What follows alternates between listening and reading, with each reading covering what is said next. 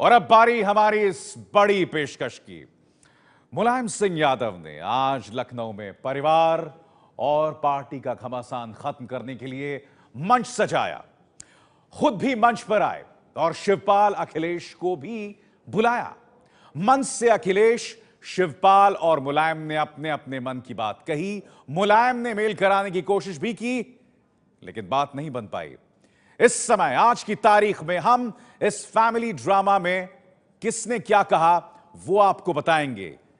कौन कहां था, किसने किसे कोसा, ये सब कुछ इसी मंच पर जो हमने आपके सामने सजाया है। यहां अखिलेश भी होंगे, शिवपाल भी होंगे, मुलायम भी बीच में होंगे जहां इस वक्त मैं खड़ा हूं। लेकिन क्या बन पाएगी बात, आइए देखते हैं हमारी ये खास पेशकश फैमिली ड्रामा। समाजवादी पार्टी का झगड़ा सुलझाने के लिए मुलायम सिंह यादव ने आज लखनऊ में बैठक बुलाई थी। मंच पर खुद मुलायम थे, शिवपाल यादव थे, अखिलेश यादव भी थे। झगड़ा तो सुलझा नहीं, उल्टे तीनों ने एक दूसरे पर वो आरोप सार्वजनिक तौर पर लगा दिए जिनके बारे में या तो लोग जानते नहीं थे या वो बातें सुनी सुनाई थीं। एबीपी न्यूज पर आगे आप देखेंगे मुलायम परिवार के ड्रामे का नाट्य रूपांतरण। नाट्य रूपांतरण को आज दिए गए तीनों नेताओं के भाषणों के तथ्यों के आसपास रखने की कोशिश की गई है। सारे बवाल की जड़ अमर सिंह ही हैं। आप उनका ट्विटर अकाउंट देख लीजिए, उन्होंने ही आग लगाई है। लिखा था साफ, अक्टूबर में धमाका होगा। अरे अमर सिंह की बात करते हो, अमर सिंह के पैरों के धूल की बराबर भी नहीं हो तुम लोग। अमर सिंह के पैरों की धूल के बराबर भी नहीं हो। जरा याद करो 2003 में सरकार कैसे बनी थी। सबको पता है कि हमने और अमर सिंह ने सहयोग दिया था, हम लोगों के सहयोग से सरकार बनी थी। अरे ठहरो ठहरो, ज्यादा अमर सिंह मत करो। आप लोग नहीं जानते क्या अमर सिंह नहीं होते तो क्या हालत होती मेरी। 7 साल के लिए जेल जा चुका होता, 7 साल के लिए। इसलिए ज्यादा अमर सिंह मत करो मेरे सामने।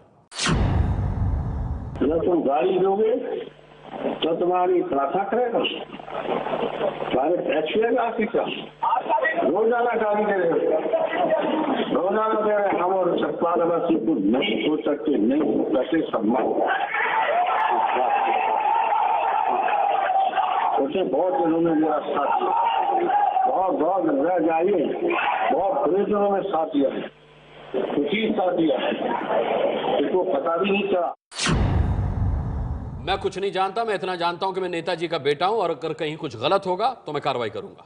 कार्रवाई की बात करते हो अखिलेश, जिनके पास 10 वोट नहीं वो भी बीजेपी से मिले हुए हैं। मैं ज्यादा नहीं बोलूंगा, नेताजी सब बताएंगे। आप राम गोपाल चाचा की बात कर रहे हैं ना, मैं आपको बता देता हूं, आप साफ सुन लीजिए। राम गोपाल चाचा ने मुझसे कभी नहीं कहा था किसी को हटाने के लिए, ना मैंने उनसे पूछा और ना उन्होंने कभी कहा। मैंने राम गोपाल नहीं पूछा कि मैं हटाऊंगा कि नहीं हटाऊंगा। मैंने किसी चौधरी से भी नहीं पूछा कि मैं हटाऊंगा कि नहीं हटाऊंगा।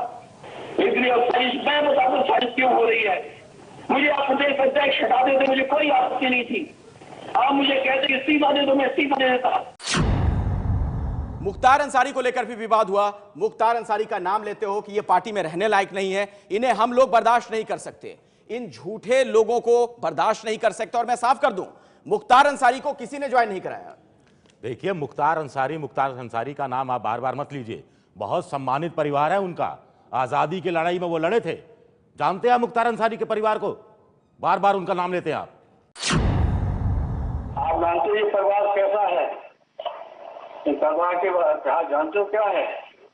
इस परिवार के साथ रहते आजादी के लाल में इनके ज्ञान फादर ने कितना काम थे आजादी की लड़ाई में, और वो है परिवार। ये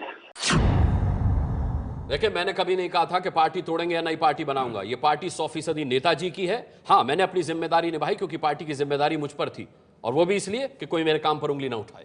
अखिलेश, तुम झूठ बोलते हो। तुमने खुद ये बात कही थी कि अपनी पार्टी बनाओगे, कुछ दलों के साथ मिलकर चुनाव लड़ोगे। मैं गंगा जल उठाकर कसम खाता हूं। नहीं, ये गलत बात है, बिल्कुल गलत बात है। नेताजी, आपने जब मुझे प्रदेश अध्यक्ष पद से हटाया था तभी कह देते, मैं इस्तीफा दे देता। मैं बता दूं साजिश क्यों हो रही है। मुझे आप प्रदेश अध्यक्ष हटा देते, मुझे कोई आपत्ति नहीं थी। आप मुझे कहते इस्तीफा दे दो, मैं इस्तीफा दे देता। भैया, प्रदेश अध्यक्ष वाले मामले में मुझे कुछ कहना है। जब मुझे हटाकर अखिलेश को प्रदेश अध्यक्ष बनाया गया तब भी मुझसे पूछा नहीं गया, लेकिन मैंने मन में कोई मैल नहीं रखा। मैं तो अखिलेश का स्वागत करने एयरपोर्ट गया था। बोलिए नेताजी, ये सच है कि नहीं। अखिलेश, तुम भी बताओ। देखो, शिवपाल ने पार्टी के लिए बहुत काम किया है, जनता के लिए बहुत काम किया है। शिवपाल कुल मिलाकर जनता के नेता हैं। और ध्यान से सुन लो, मैं शिवपाल के खिलाफ और अमर सिंह के खिलाफ एक भी झूठ नहीं सुन सकता। मैं तो बार बार कह रहा हूं कि मुझे इस ऊंचाई तक सिर्फ नेताजी ने पहुंचाया है। नेताजी को जो सही लगे वो करें, जो वफादार लगे, जो ईमानदार लगे। मैं तो कार्यकर्ताओं से भी कहता हूं कि आपको जो सच लगे जाके नेताजी को बता दो। ये सब कान खोलकर सुन लो, मैं अभी इतना बूढ़ा नहीं हुआ हूं, अभी भी जनता का मुझ पर विश्वास है। मैं एक बात कहूंगा, मैं एक आवाज लगाऊंगा और नारे लगाने वाली इस भीड़ को बाहर उठाकर फेंक देंगे।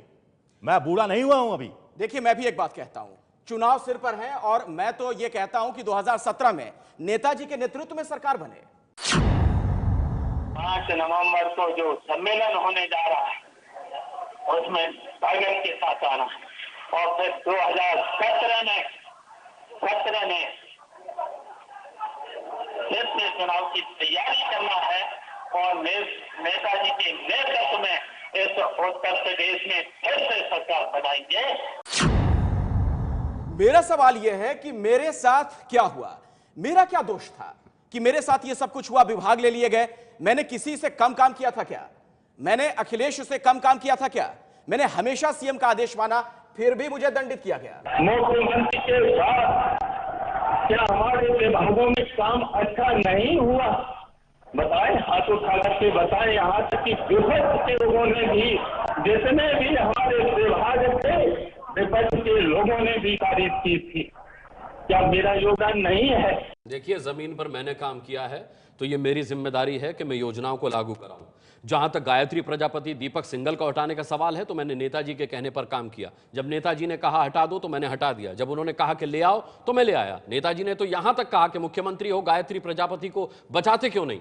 तो मैंने कहा था कि बचा लूंगा। नेताजी के आदेश पर मैंने सब किया, लेकिन इसमें मेरी छवि खराब हुई। बहुत छवि खराब हुई है। तो नेताजी के पास दीपक सिंघल मिलने गए थे, आपने कहा दीपक सिंघल दोबारा पोस्ट कर दो। मैं इस बात को जानता था, मुख्य सचिव का हटाने का मतलब क्या होता है। और जब मैंने आपने हटाने का फैसला किया, मैंने खुद फोन करवाया दीपक सिंघल को कि जाओ दीपक सिंघल, तुम हट सकते हो, नेताजी से हाथ पैर जोड़ लो। देखो, मैं एक बात तुम दोनों को साफ कर दूं, मैं शिवपाल से अलग नहीं हो सकता। मैं सबको कह रहा हूं कि लाल टोपी लगाने से कोई समाजवादी नहीं हो जाता। लाल टोपी लगाने से कोई समाजवादी नहीं हो जाता। अखिलेश, मैं कितनी बार कह चुका कि जो निंदा करता है वो अपना होता है, जो आलोचना करता है उसको अपना विरोधी मत समझो। ऐसे विरोधी समझोगे तो कभी भी बड़े नेता बन नहीं पाओगे, इसी कद के बन के रह जाओगे। तो जो आलोचना नहीं सुन सकता है वो नेता नहीं बन सकता।